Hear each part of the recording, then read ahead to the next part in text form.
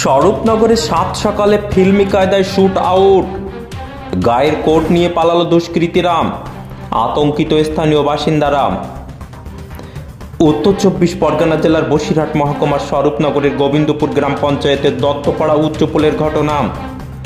স্থানীয় সূত্রে জানা যায়, বছর 32-এর ইশারুল গাজী বাড়ি থেকে মোটর বাইকে করে স্বরূপনগরের বিথারি হাকিমপুর গ্রাম পঞ্চায়েতের তারালি গ্রামে হাকিমপুর থেকে স্বরূপনগরের দিকে এসে যাচ্ছিল। ঠিক সেই সময় আনুমানিক সকাল 6:30 নাগাদ পিছন দিক থেকে দুটি মোটর বাইকে করে 6 জন দুষ্কৃতী এসে ফিল্মি কায়দায় বাইক থেকে গুলি চালায়।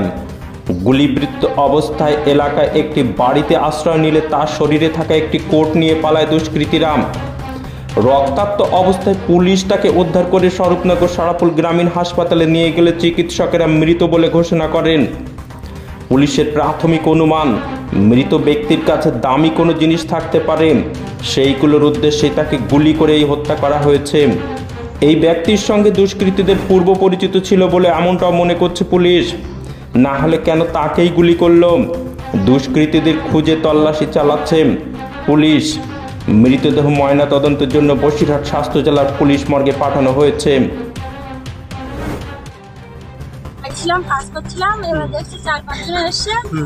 এবার ওখানে আমি দাঁড়িয়ে আছি, ওরা গালাগালি বলচাল করছে।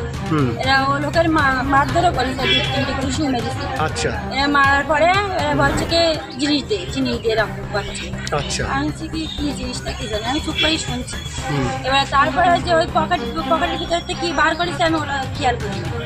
এবার ওই আওয়াজ হলো, আওয়াজ হওয়ার পরে ও লোক বলছে দাঁড়া আমি দিচ্ছি, তুই আমার মারিস বলি। ওই কোটটা খুলে নিয়ে চলে গিয়েছে, আর ও লোকের ওই দৌড় মেরিয়ে কোন দিকে গিয়েছে আমি দেখি।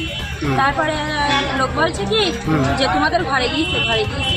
আমি বলছি আমাদের ঘরে কই, এদিকে মনে হয় বাগানের দিকে গিয়েছে। বলছে না তোমাদের ঘরে গিয়েছে। কজন আসছিল ওরা?